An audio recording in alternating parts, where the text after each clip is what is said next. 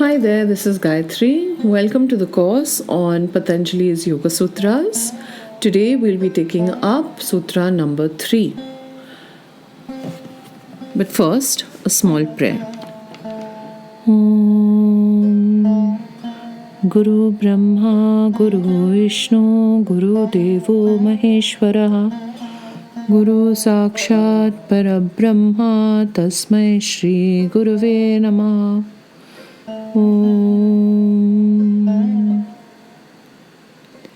Sutra 1.3 Tada drashtuha swarupe vasthanam. What does this mean? Well, according to Maharishi Vedavyasa, as interpreted by Professor Ganganath Jha, the third sutra is translated as then there is an abiding of the spectator in its own pristine form. The purpose of the sutra is threefold. First, to define the motive for yoga. Second is to complete the definition for yoga. If you remember, it follows from Sutra 2 and Sutra 1. Third is to reveal the unchanging nature of spirit. Sutra 3 arises, according to Maharishi Vedavyasa, as an answer to the question when the mind attains the state of unconscious communion described in the previous two sutras. At that point, what is the state of the spirit? The answer is simple.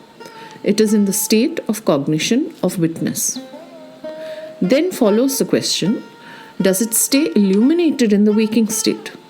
And therefore, does its non-perception become the result of the absence of sense objects? I'll explain this. So, if I do everything that is prescribed in Sutra 1 and Sutra 2, and let's say I have done it, what is the state of spirit? Spirit is in a state of cognition of witness. But then the question arises, how do I function in the waking state? I still have to bathe, clean, cook, eat. I have to go to the market, I have to buy groceries, I have to work. So the question that Vedavyasa is responding to is, does it stay illuminated in the waking state? And therefore, if I do not perceive something, is it because I no longer perceive sense objects? Because now my identification with the sense objects has ceased. Or is it that in the waking state it becomes non-illuminating? It's basically a bulb that switches off, and therefore now groceries are groceries, hunger is hunger, and market is market. So he points out that following from the unconscious communion, this is not an ordinary uninhibited waking state. In isolation, it has the power to remove pain or suffering. When the mind functions are active, the unchanging sentient being never swerves from its nature but continues the same in all states, whether ordinary waking or in communion. So yes, when you are doing your yogic practice, your meditation, when you are achieving that complete inhibition of the vrittis, the chitta, it is removing your pain and suffering. But you have to remember it's an unchanging sentient being, and it never swerves from its nature, and it is the same in all states, whether waking or in communion. Abiding, therefore, what does the word abiding mean? Abiding in isolation. It is simple consciousness. It is undifferentiated. It implies the cessation of the functions of the mind spirit, and it is abundant. Swami Satyananda explains this sutra as a play on 4 words. Tadaha, then, drashtuha, seer, swarupe, one's own essential nature, avasthanam, establishment. Then the seer is established in his own essential nature. Basically, when the chitta vritti ceases, when the mind is unaffected by the 3 gunas, the moods, emotions, volatilities of mind, the thought, there is no longer identification with the objective world. The thing is, with our limited understanding, we are not able to grasp the higher state of consciousness, the state of Kaivalya. So, without this purity of mind, sense control, desirelessness, the goal of yoga is hard to reach. What does the word avasthanam indicate? It indicates a restoration. A restoration means it was a pre existing state. So, the state you are reaching by the end of this process of purification, of stilling, of control over the chitta and the vrittis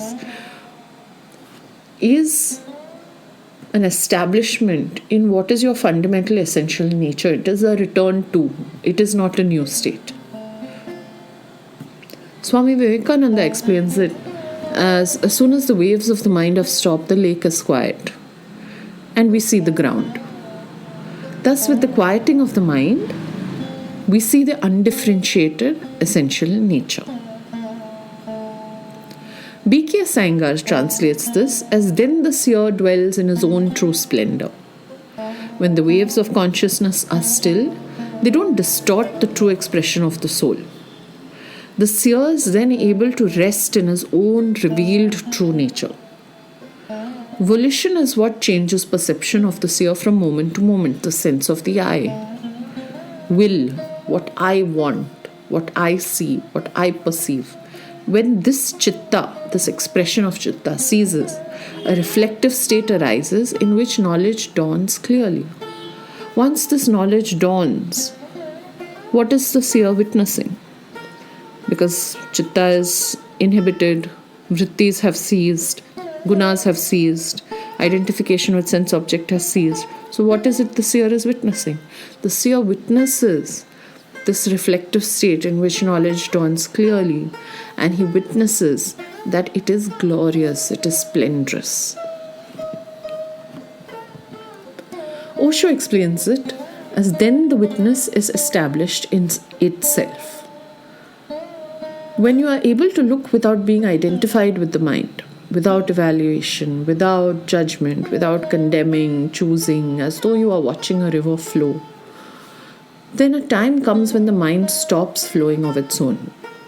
You become established in a witnessing, you become a seer, a drashta, a sakshi. You are no longer a thinker or a doer. You are a pure being established in self. Barbara Stoller Miller says, when the thought ceases, the spirit stands in its true identity as observer to the world. And over here she sort of answers the question we began with. That is, okay, I've done everything you asked me to. I'm established in my consciousness. I'm witnessing. Now how do I function in the waking world? What happens to the spirit in that state? And she says the observer, Purusha, in its conscious aspect, is the subject who watches the visible phenomenal experience, but who does not participate in it. Everything extrinsic, even subtleties of thought, are witnessed with detachment rather than experienced. So you go to the market, you feel the hunger of the body, you feed it, but you are not experiencing it, you are witnessing it. And I think it is Osho who explains when we come to Sutra 4. What does Patanjali do when he feels hunger? Well, do join us for Sutra 4 to know more about that.